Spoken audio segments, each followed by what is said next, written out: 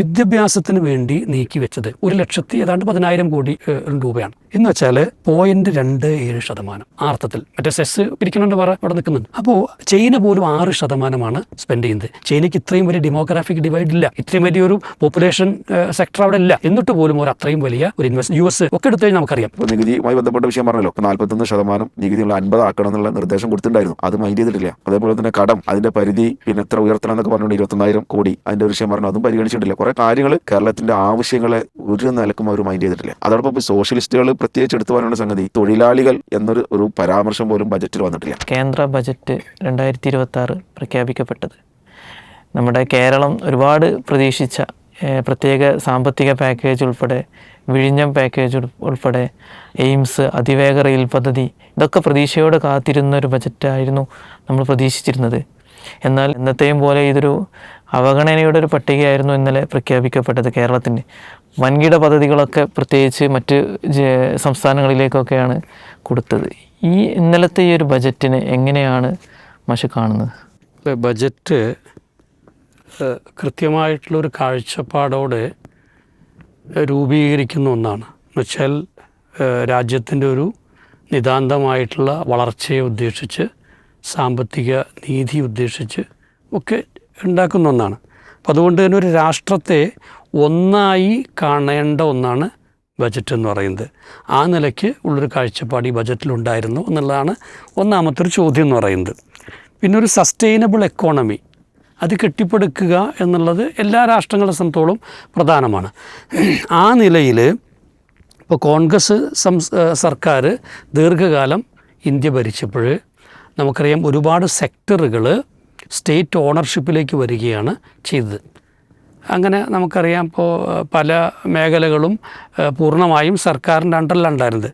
ഇന്ന് സംഭവിച്ചുകൊണ്ടിരിക്കുന്നത് ഇത് ഒന്നൊന്നായിട്ട് വിറ്റൊഴിക്കപ്പെടുന്നു എന്നുള്ളതാണ്.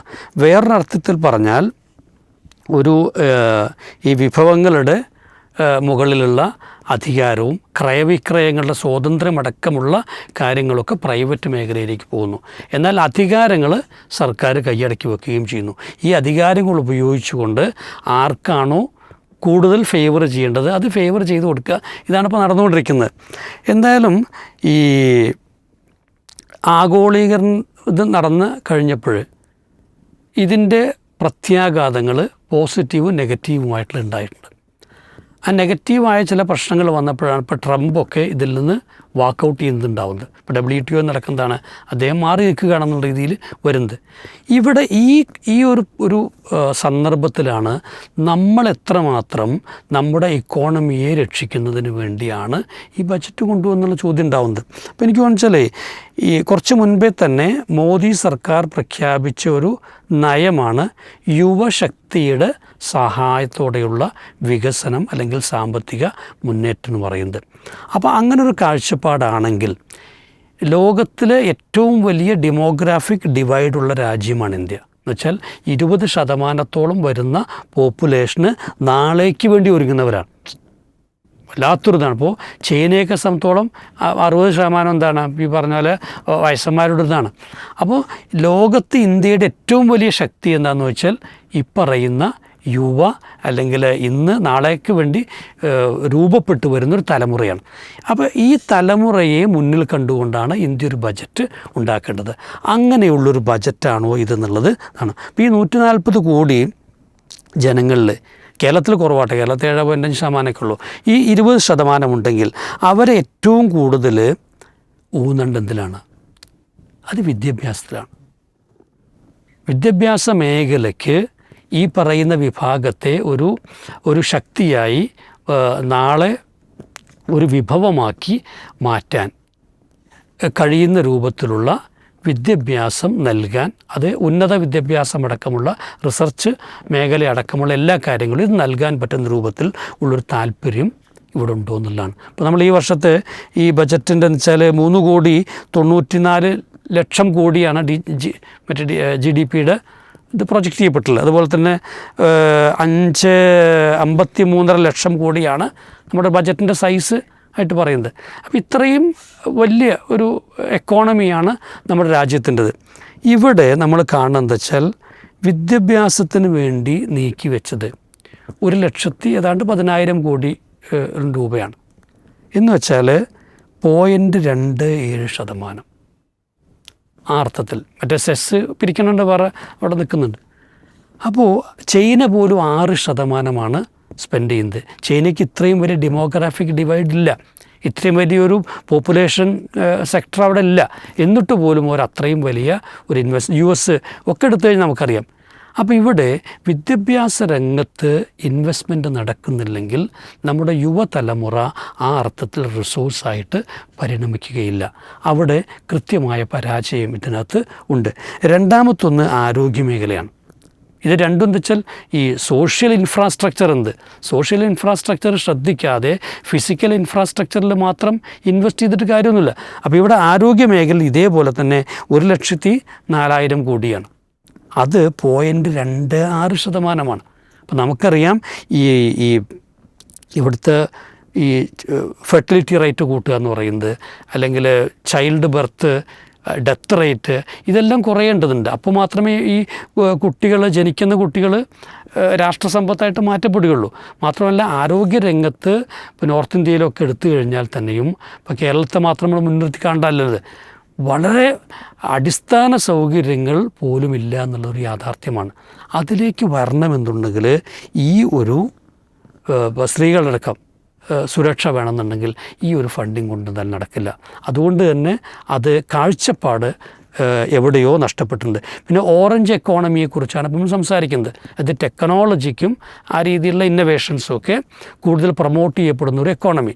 അങ്ങനെയാണെങ്കിൽ ആ സെക്ടറിൽ കൃത്യമായിട്ടുള്ള ഡെസിനേറ്റഡായിട്ടുള്ള ഇൻവെസ്റ്റ്മെൻറ്റ് നടക്കണം, പ്ലാനുകൾ ഉണ്ടാവണം, പദ്ധതികൾ ഉണ്ടാകണം. പക്ഷെ നമ്മൾ കാണുന്നത് വെച്ചാൽ അതിനകത്ത് ഡയറക്റ്റ് ഇൻവെസ്റ്റ്മെൻറ്റുകൾ എന്ത് ചെയ്യണം, സർക്കാർ നടത്തേണ്ടതുണ്ട്. അങ്ങനത്തെ ഇൻസ്റ്റിറ്റ്യൂട്ടുകൾ, ഹയർ ഇൻസ്റ്റിറ്റ്യൂട്ടുകൾ കൂടുതലായിട്ട് വരേണ്ടതുണ്ട്. ആ ഇൻസ്റ്റിറ്റ്യൂട്ടുകൾക്ക് തന്നെ ഉള്ള പ്ലാനുകൾ കൃത്യമായിട്ട് ഉണ്ടാവേണ്ടത്. എന്നാൽ അവിടെയും നമ്മുടെ ഒരു പോളിസി എന്ന് പറയുന്നത് ഇതിനനുകൂലമല്ല. അപ്പോൾ അത് ഗുരുതരമായിട്ടുള്ള പ്രത്യാഘാതങ്ങൾ ഉണ്ടാക്കുന്നുണ്ട്. പിന്നെ പുറമെ നമുക്കറിയാം വിദ്യാഭ്യാസ രംഗത്ത് നിന്ന് നടക്കുന്ന മറ്റു പല സാധനങ്ങളും, അതായത് ടെക്സ്റ്റ് ബുക്കാണെങ്കിലും നിയമനങ്ങളാണെങ്കിലും ഒരു ആശയപരമായിട്ട് അതിൻ്റെ ഉള്ളിൽ നടക്കുന്നതൊക്കെ ഇവിടുത്തെ ഏറ്റവും വലിയ ഈ ടെക്നിക്കൽ ഇൻസ്റ്റിറ്റ്യൂട്ടുകളെ പോലും നശിപ്പിച്ചുകൊണ്ടിരിക്കുകയും ചെയ്യുന്നുണ്ട്. അപ്പോൾ അതൊരു ഭാഗത്ത്. മൂന്നാമത്തൊന്ന് വെച്ചാൽ ഈ നാലാമത് സബ്സിഡികൾ വെട്ടിച്ചുരുക്കി. അതിപ്പോൾ നടന്നുകൊണ്ടിരിക്കുന്ന ഒരു പ്രക്രിയയാണ്. അത് ഇത്തവണ എന്ത് ചെയ്തു, അത് വെട്ടിക്കുറച്ചു. 48% ഭാരതീയർ ഡിപ്പെൻഡ് ചെയ്യുന്നത് കൃഷിയാണെന്നാണ്. നമ്മുടെ ഒരു ആ രീതിയിലുള്ള എക്കോണമിയാണ് നമ്മളുള്ളത്. അവിടെയാണ് ഫെർട്ടിലൈസേഴ്സിൻ്റെ സബ്സിഡി ചുരുക്കിയത്. അതുണ്ടാക്കാൻ പറ്റുന്ന ഇമ്പാക്റ്റ് ഭയങ്കരമാണ്. അത് കാർഷിക അഭിവൃദ്ധിയെ ബാധിക്കും. കാരണം സ്വാഭാവികമായിട്ടും കൃഷി ഇറക്കാനുള്ള ചിലവ് കൂടിക്കഴിഞ്ഞാൽ ഒന്നുകിൽ വിള ഇറക്കാതെ പോകും, അല്ലെങ്കിൽ അവർക്ക് സഫീഷ്യൻ്റ് ലാഭം കിട്ടൂല. കാരണം അത് നമ്മൾ ആലോചിക്കണം. ഇതിനിടയ്ക്ക് കൊണ്ടുവന്ന മറ്റേ നിയമമൊക്കെ, അതായത് അദാനിയൊക്കെ സഹായിക്കാൻ വേണ്ടിയിട്ട് ഉള്ള മാർക്കറ്റൊക്കെ ഉണ്ടാക്കാൻ നോക്കിയിട്ടുണ്ട്. അതൊന്നും എങ്ങോട്ടും പോയിട്ടില്ല. അതൊക്കെ പഞ്ചാബികളന്ന് ശക്തമായിട്ടുള്ള നിലപാടെടുത്ത് പ്രക്ഷോഭം നടത്തിക്കൊണ്ട് മാത്രം തൽക്കാലം ഒന്ന് ഫ്രീസ് ചെയ്യപ്പെട്ടത്. അപ്പോൾ ഇങ്ങനെയുള്ള ഒരു കാർഷിക ഫ്രണ്ട്ലി ആയിട്ടുള്ള സൗഹൃദമുള്ള ഒരു ബജറ്റാണോ എന്ന് വെച്ചാൽ അല്ല എന്നുള്ളതാണ് സത്യം. കാരണം ആ മേഖല തകർന്നാൽ ഇന്ത്യയൊട്ടുക്കും എക്കണോമിക്കൽ ക്രൈസിസിലേക്ക് പോകുമെന്നുള്ളതാണ്. ഇനി മറ്റൊന്ന് വെച്ചാൽ ഇതെല്ലാം നമ്മൾ മനസ്സിലാക്കാൻ വെച്ചാൽ ഈ പൊട്ടാസ്യം പോലുള്ള സാധനങ്ങൾ, അപ്പം തെങ്ങിനടക്കം വേണ്ട സാധനമാണ് അല്ലേ, അതൊക്കെ ഇറക്കുമതി ചെയ്യുകയാണ് ചെയ്യുന്നത് ഇന്ത്യ. അവിടെ പോലെ ഇതിൻ്റെ ഒരു പ്രൊഡക്ഷൻ സെക്ടറിനെ കുറിച്ച് ചിന്തിക്കുകയല്ല നമ്മൾ ചെയ്യുന്നത്. പിന്നെ ഫുഡിൻ്റെ സബ്സിഡി അത് കുറച്ചു. 28 കോടി പട്ടിണിക്കാരുണ്ടെന്നാണ് വിശ്വസിക്കപ്പെടുന്നതിൽ. അത്രയും ഹ്യൂജായിട്ടുള്ള പട്ടിണിക്കാരുള്ള രാജ്യത്താണ് ഇതിൻ്റെ സബ്സിഡി കുറച്ചിട്ടുള്ളത്. അത് കുറയ്ക്കുന്നതിലൂടെയുണ്ടാകാവുന്ന പ്രത്യാഘാതം, അല്ലെങ്കിൽ ആരെ പരിഗണിച്ചുകൊണ്ട് ആർക്ക് വേണ്ടിയാണ് ബജറ്റ് എന്നുള്ള ചോദ്യമുണ്ടല്ലോ, അവിടെയും അതെന്തായാലും നമുക്കൊരിക്കൽ ഈ ട്രംപ് ഈ WTO പിന്മാറുന്നത് എന്തുകൊണ്ടാണ്? തങ്ങളുടെ രാഷ്ട്രത്തിന് അനുഗുണമല്ലാത്ത ഈ താരിഫ് ഇതുകൾ എന്താണാവില്ല, ഞങ്ങൾക്ക് കുറച്ചുകൂടെ രാഷ്ട്രങ്ങളെ പിടിക്കണം അല്ലേ. മറ്റേന്താ വെച്ചാൽ ഒരു എല്ലാ രാജ്യങ്ങൾക്കും ഒരേപോലെയുള്ള ചില സംവിധാനങ്ങളാണ് കൊണ്ടുവരാൻ ശ്രമിച്ചത്. താരിഫിലൊക്കെ അത് പോരാന്ന് പറയാൻ ചെയ്യുന്നത്. അപ്പോൾ നമ്മുടെ രാഷ്ട്രത്തിന് വേണമെങ്കിൽ എന്ത് ചെയ്യാം, അതിൽ നിന്ന് പിൻവാങ്ങുകയോ അല്ലെങ്കിൽ മാറ്റത്തിന് വിധേയമാവുകയോ ചെയ്യാമായിരുന്നു. പിന്നെ ഒന്ന് വെച്ചാൽ ഇവിടെ ഇപ്പോൾ പ്രഖ്യാപിച്ച ചില കാര്യങ്ങളുണ്ട്. അതെന്താണ്? അതാണ് ഏറ്റവും അപകടം. അതായത് ഖനന മേഖലയിൽ ഒരു കോറിഡോർ എന്നാണ്. അതിൻ്റെ ഉദ്ദേശം എന്താണ്? അവിടെ കുറച്ച് കരിമണലുണ്ട്, തോറിയും മറ്റേ യുറേനിയം ഒക്കെ ഉണ്ട്. ഇത് കൊള്ളയടിക്കാൻ ഇന്നല്ല. കാരണം എനിക്ക് കൊണ്ടൊരു 30 വർഷങ്ങൾക്ക് മുൻപ് പിന്നെ ഈ പറയുന്ന ചവറ റയർ എർത്ത് സെൻറ്റർ എന്ന് പറയുന്ന ഒരു റിസർച്ച് സെൻറ്റർ ഉണ്ടായിരുന്നു അവിടെ പോയി താമസിക്കുകയും അന്ന് ഇതിൻ്റെ ചില ശ്രമങ്ങളുണ്ടായ സമയത്ത് അതിനെതിരെ പ്രക്ഷോഭം നടത്തുന്നുണ്ട്. അതിൽ പങ്കെടുത്തിട്ടുള്ള ഒരാളാണ് നമ്മൾ. അപ്പോൾ അന്ന് തൊട്ട് വ്യവസായികൾ അല്ലെങ്കിൽ ഇന്നത്തെ കോർപ്പറേറ്റുകൾ കണ്ണുവെക്കുന്നൊരു സാധനമാണ് ഇതിലെന്ന് വെച്ചാൽ കേന്ദ്ര സർക്കാരിൻ്റെ മാത്രമല്ല കേരള സർക്കാരും ചെയ്യുന്നത് ഇതെങ്ങനെയും വിറ്റ് കാശാക്കാൻ പറ്റുമോ നോക്കുകയാണ്. പക്ഷേ അത് രാഷ്ട്രത്തിന് ഉപകരിക്കുന്ന, തലമുറകൾക്ക് ഉപകരിക്കുന്ന വലിയൊരു അസറ്റാണ് അല്ലെങ്കിൽ റിസോഴ്സാണെന്ന് മനസ്സിലാക്കിക്കൊണ്ടല്ല ഇത് ചെയ്യുന്നത്. ഇത് 2 പ്രശ്നമുണ്ട്. ഒന്ന്, കേന്ദ്രത്തിൻ്റെ ഫെഡറലിസത്തിലുള്ള ഇടപെടൽ. ഇതുകൂടെ എന്താണ്, എല്ലാ റിസോഴ്സും തങ്ങളുടേതാണെന്ന് വരുത്തി തീർത്ത് അത് പിടിച്ചെടുക്കാനുള്ള ശ്രമം. രണ്ടാമത്തെ എന്താ വെച്ചാൽ ഇത് എത്രയും പെട്ടെന്ന് അവരെ പ്രധാനപ്പെട്ട അവരാഗ്രഹിക്കുന്ന ആൾക്ക് വിറ്റ് കാശാക്കുക എന്ന് പറയുന്നത്. പിന്നെന്താ വെച്ചാൽ ഈ നമ്മുടെ ഇപ്പോൾ സംസ്ഥാനങ്ങൾക്കൊക്കെ നീക്കി വെച്ച വിഹിതമുണ്ട്. അതിൽ നിന്നൊരു പക്ഷേ നമുക്ക് കുറച്ചുകൂടെയൊക്കെ ചോദിച്ച് വാങ്ങാൻ പറ്റുമായിരിക്കാം. പക്ഷെ പദ്ധതികൾ പ്രഖ്യാപിക്കുന്നിടത്ത് കേരളം അവഗണിക്കപ്പെട്ടു എന്നുള്ളതാണ് പ്രധാനം. അതിലേറ്റവും പ്രധാനമാണ് ഇപ്പോൾ ഈ എയിംസിൻ്റെ വിഷയം പറയുന്നത്. കാരണം അതിനൊരു വിഷയമുണ്ട്. കാരണം വെച്ചാൽ ഈ വാജ്പേയി സർക്കാർ 2002 തന്നെ വാജ്പേയി സർക്കാർ ഒരു കമ്മീഷൻ നിശ്ചയിക്കുകയും ഇത്തരത്തിലുള്ള സ്ഥാപനങ്ങളൊക്കെ എവിടെയാണ് കൊണ്ടുവരേണ്ടത് എന്നുള്ള പഠനം നടത്തിയിരുന്നു. അന്ന് അവർ വെച്ച മാനദണ്ഡം അനുസരിച്ച് ഇതിന് ഏറ്റവും അർഹതയുള്ള ഒരു സംസ്ഥാനം കേരളമാണ്. പക്ഷേ ഇവിടെ ഇതുവരെ വന്നിട്ടില്ല. ഇനി തിരിച്ചാലോചിച്ച് നോക്കൂ, നമ്മുടെ ഈ കേന്ദ്ര വിഹിതം ഉള്ള അല്ലെങ്കിൽ കേന്ദ്രത്തിൻ്റെ പദ്ധതികൾ കേരളത്തിൽ എന്താ ഉള്ളത്? ഒരു ശ്രീചിത്രമുണ്ട്, പിന്നെ അതിൻ്റെ അടുത്തെന്തോ ഒരു മൈക്രോബയോളജി എന്തോ എന്നാണ് ഞാൻ മനസ്സിലാക്കുന്നത്. കേന്ദ്ര യൂണിവേഴ്സിറ്റികൾ ഉണ്ട്. ഇത്തരത്തിലുള്ള നേരിട്ടുള്ള ഈ സ്ഥാപനങ്ങൾ കേരളത്തിലില്ല. അതുകൊണ്ട് തന്നെ കവിഞ്ഞ അർഹത കേരളത്തിലുണ്ട്. പിന്നെന്താ വെച്ചാൽ ഒന്ന് നമുക്കറിയാം, ഇപ്പോൾ നമ്മുടെ ഈ ഇവിടെ ഇപ്പോൾ ഈ അടുത്ത കാലത്ത് തന്നെ ഒരുപാട് രോഗങ്ങൾ, ഇപ്പോൾ ഈ നിപ്പ, H1N1 ഉള്ളത്, ജപ്പാൻ ജ്വരം, ഇതൊക്കെ വന്നു. ഇപ്പോൾ നമുക്കറിയാം, ഇപ്പോൾ നിപ്പയൊക്കെ വന്ന സമയത്ത് ഇപ്പോൾ ഇതിൻ്റെ സ്വീകരണത്തിൽ എങ്ങോട്ട് അയക്കുകയാണ്? വൈറോളജി ഇൻസ്റ്റിറ്റ്യൂട്ടിലേക്ക് അയക്കുകയാണ്. അവിടെ നിന്ന് 3-4 ദിവസം കഴിഞ്ഞിട്ട് ഒരാഴ്ച കഴിഞ്ഞിട്ടാണ് റിസൾട്ട് വരുന്നത്. അപ്പോൾ ഈ ഒരുപാട് ഡെൻസിറ്റി ഉള്ളൊരു സ്ഥലമാണ് കേരളം. ഇവിടുത്തെ ഈ വെള്ളമാണെങ്കിലും മണ്ണാണെങ്കിലും ഒക്കെ പൊല്യൂട്ട് ചെയ്യപ്പെട്ടുകൊണ്ടേയിരിക്കുകയാണ്. അതുകൊണ്ട് തന്നെ ഇവിടെ ഇത്തരത്തിലുള്ള ഇൻസ്റ്റിറ്റ്യൂട്ടുകൾ ഉണ്ടാവുകയും സഹായകരമാവുന്ന, ആരോഗ്യരംഗത്തിന് സഹായകമാവുന്ന ഇൻസ്റ്റിറ്റ്യൂട്ടുകൾ വരേണ്ടതുണ്ട്. ആ അർത്ഥത്തിലും കേരളത്തിന് കൃത്യമായിട്ടും അതിൽ റൈറ്റുണ്ട്. പിന്നെ ഒന്നെന്താ വെച്ച് കഴിഞ്ഞാൽ, നമ്മൾ ഇതിലിപ്പോൾ സ്ഥലം എടുത്തിരുന്നു തോന്നുന്നു നേരത്തെ തന്നെ, എവിടെയോ കിനാലൂർ എവിടെ ഒരു സ്ഥലത്ത്. അപ്പോൾ അത് തികഞ്ഞില്ല എന്നാണ് പറയുന്നത്. 180 എത്രയോ ഏക്കറേ ഉള്ളൂ. പക്ഷേ 300 ഏക്കറിൻ്റെ അടുത്ത് എന്ത് ചെയ്യണം വേണമെന്ന് പറഞ്ഞിട്ട്. പക്ഷെ അതിലൊരു പക്ഷേ എനിക്ക് തോന്നുന്നത്, അതറിയാത്ത കാര്യമാണ് എന്നാലും തോന്നുന്നത്, അതിലൊരു പക്ഷേ ഇവിടെ കേരളത്തിൽ തന്നെയുമുള്ള സർക്കാരോ ലോബികളും കളിക്കുന്നുണ്ടെന്ന് തന്നെയാണ്. കാരണം ആ സ്ഥലം അതെടുക്കുന്നതോടെ തന്നെ അതിൻ്റെ ചുറ്റുപാടുള്ള മുഴുവൻ സ്ഥലവും പിന്നെ വിറ്റ് അല്ലെങ്കിൽ ഒക്കെ വാങ്ങപ്പെട്ട് കഴിഞ്ഞിട്ടുണ്ട്. അപ്പോൾ അവിടെ അല്ലാത്തൊരു സ്ഥലത്ത് ഇത് വരുന്നതിനെക്കുറിച്ച് ഒരു പക്ഷേ ചിന്തിക്കാൻ പറ്റില്ല. അവിടെയാണ് കേരളം ഈ പദ്ധതിക്ക് വേണ്ടി പുതുതായി സ്ഥലം എടുക്കുകയോ അല്ലെങ്കിൽ പ്രഖ്യാപിക്കുകയോ കണ്ടെത്തുകയോ ചെയ്തിട്ടുണ്ടോ എന്നൊരു ചോദ്യമുണ്ട്. അത് കേരള സർക്കാർ മറുപടി പറയേണ്ട വിഷയമാണ്. എന്തായാലും അത് നമ്മൾ ടൂറിസത്തെ ബാധിക്കും. ഇങ്ങനത്തെ രോഗങ്ങൾ ഇവിടെ പറഞ്ഞിട്ടുണ്ടെങ്കിൽ, കാരണം കേരളത്തിൻ്റെ ഏറ്റവും വലിയ വ്യവസായ സാധ്യത ടൂറിസം ഹബ്ബ് എന്നുള്ളതാണ്. മെഡിക്കൽ ടൂറിസത്തിൻ്റെയാണ്, ഹെറിറ്റേജ് ടൂറിസത്തിൻ്റെയാണ്. ഈ വിഷയത്തിൽ നമ്മൾ ബാധിക്കാൻ സാധ്യതയുണ്ട്. എന്തായാലും മറ്റൊന്നെന്ന് വെച്ചാൽ, കേരളത്തിൽ നിന്നാണ് ഏറ്റവും കൂടുതൽ, കേരളം, പഞ്ചാബ്, മഹാരാഷ്ട്ര പോലുള്ള സംസ്ഥാനങ്ങളിൽ നിന്നാണ് ഈ ബ്രെയിൻ ഡ്രെയിന് കൂടുതലായിട്ട് സംഭവിക്കുന്നത്. നമുക്കറിയാം, കേരളം ആ നിലയ്ക്ക് സമീപഭാവിയിൽ തന്നെ ഗുരുതരമായ പ്രശ്നങ്ങൾ അഭിമുഖീകരിക്കും. അതിന് എതിരെ ചെയ്യാവുന്ന ഏറ്റവും നല്ല കാര്യം ഇവിടെ കൃത്യമായ വിദ്യാഭ്യാസ സംവിധാനങ്ങൾ, അതുപോലെ സ്ഥാപനങ്ങൾ ഉണ്ടാവുക എന്നുള്ളതാണ്. ആ നിലയ്ക്കും ഈ ബജറ്റ് പരിഗണിച്ചിട്ടില്ല എന്നുള്ളതും, ഇന്ത്യക്ക് മഹാശക്തിയാകാൻ പറ്റുന്ന, ഇൻ്റലക്ച്വൽസിനെ സൃഷ്ടിക്കാൻ പറ്റുന്ന ഒരു സംസ്ഥാനത്തെ അവഗണിക്കുന്നതിലൂടെ യഥാർത്ഥത്തിൽ ഇന്ത്യ സ്വന്തം കുളം തോണ്ടുകയാണ് ചെയ്യുന്നത് എന്നുള്ളതാണ്.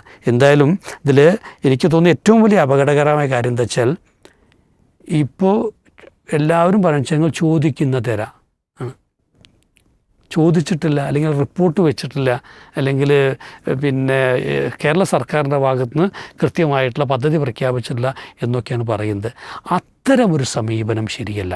കേന്ദ്രം ഇന്ന് മുഴുവൻ സമ്പത്തിൻ്റെയും ഉടമകൾ ഓരായി മാറിയിട്ടുണ്ട്. മുഴുവൻ നികുതി പണം അവരുടെ കയ്യിലേക്കാണ് പോകുന്നത്.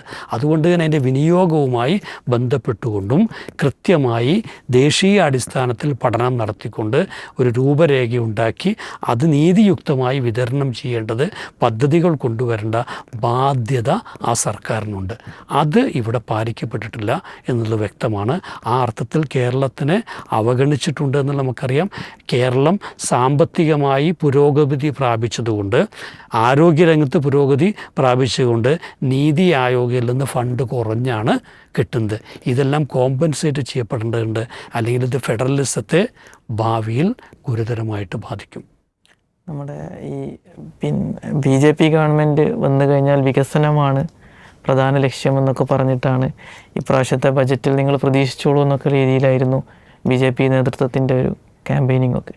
പക്ഷേ അവരെ പോലും അമ്പരപ്പിച്ചുകൊണ്ടാണ് ഇന്നലത്തെ ബജറ്റ് നമ്മളിലേക്ക് വന്നത്. അപ്പോൾ എന്താണ് ഇതിൽ പറയാനുള്ളത്? അതിൽ ഇപ്പോൾ പറഞ്ഞ പോലെ തന്നെ ഇപ്പോൾ ഇന്ത്യയുടെ ഭൂപടത്തിൽ കേരളം എന്ന് പറഞ്ഞ സംസ്ഥാനമില്ല എന്ന രീതിയിലാണ് BJPൻ്റെ എല്ലാവിധ സമീപനങ്ങളും.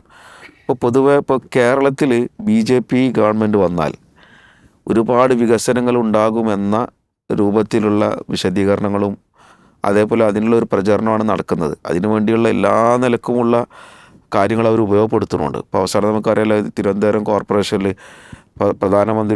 വന്നതോടുകൂടി വലിയൊരു പാക്കേജ് പ്രഖ്യാപിക്കുമെന്നാണ് എല്ലാവരും പ്രതീക്ഷിച്ചത്.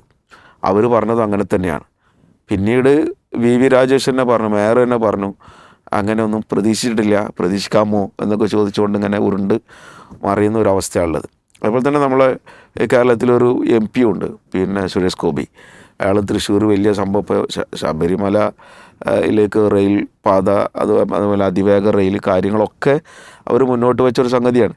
ഇതിനൊന്നും ഒരിക്കലും ഫണ്ട് വിലയിരുത്തിയിട്ടില്ല എന്നുള്ളതിൽ നിന്ന് നമ്മൾ പഠിക്കേണ്ട ഏറ്റവും വലിയൊരു പാഠം, ഇവിടെ BJP വന്നാൽ നിലവിലുള്ള വികസനം പോലും നടക്കൂല എന്നുള്ള ഒരു പൊതുബോധം ഇവിടെ ഉണ്ടായി വരണം എന്നുള്ളതാണ്. അതിന് ഉദാഹരണമായിട്ട് നേരത്തെ തിരുവനന്തപുരം കോർപ്പറേഷൻ ശരിക്കും പറഞ്ഞാൽ ഒരു പ്രധാനമന്ത്രി എന്ന നിലയ്ക്ക് അയാൾ വന്നിട്ട് ഒരു നിലനിൽപ്പിന് മുമ്പ് നമ്മൾ ഈ അബൂലഹബിനെ കുറിച്ച് പറയാറുണ്ട്. തബ്ബത്ത് യാദ അബൂലഹബ് എന്ന് പറയുന്ന ഒരു ഖുറാനിലെ വചനമുണ്ട്, കൈകൾ നശിച്ചു എന്ന്. അബൂലഹബിനൊന്ന് അഭിനയിക്കാൻ വേണ്ടി, നശിച്ചിട്ടില്ല എന്ന് പറയാൻ വേണ്ടിയെങ്കിലും ഒന്ന് ശ്രമിക്കായിരുന്നു. അതിനുപോലും പഠിച്ച തോഫീക്ക് നൽകിയില്ലല്ലോ എന്നതുപോലെ ഇവർക്ക് അങ്ങനെങ്കിലും ഒന്ന് പറയായിരുന്നു. ചെറിയ ഈ കേവലം ഒരു കോർപ്പറേഷൻ്റെ വട്ടത്തിൽ ഞങ്ങൾക്ക് ഇത് കൊണ്ടുവന്നു എന്നുപോലും പറയാനുള്ളൊരു മനോഭാവം അവർക്ക് വരാത്തത് കേരളത്തോടുള്ളവരുടെ ഒരു പക തന്നെയാണ്.